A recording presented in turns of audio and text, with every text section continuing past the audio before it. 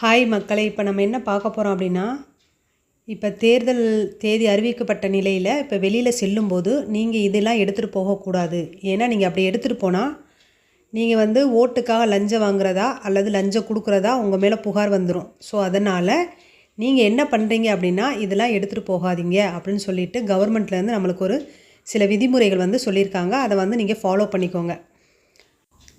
அதனால் நீங்கள் வெளியில் செல்லும்போது செக் போஸ்ட்டில் உங்களை செக் பண்ணுவாங்க. நீங்கள் எந்த ஒரு வாகனத்தில் போனாலும் சரி, அது பஸ்ஸோ லாரியோ வேனோ பைக்கோ ஏன் நீங்கள் நடந்து போனாலும் உங்களை செக் பண்ணுவாங்க.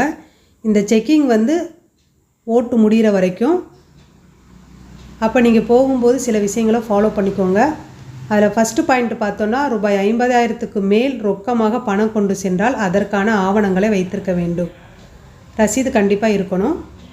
ரெண்டாவது பாயிண்ட் பார்த்தோன்னா, ரூபாய் 10 லட்சத்துக்கு மேல் கொண்டு சென்றால் அவை பறிமுதல் செய்யப்பட்டு வருமான வரித்துறைக்கு தெரிவிக்கப்படும்.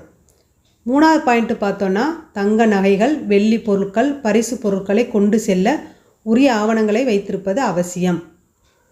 நாலாவது பாயிண்ட் பார்த்தோன்னா, ரூபாய் 10,000க்கும் அதிகமான பரிசு பொருட்களை கொண்டு சென்றால் பறிமுதல் செய்யப்படும்.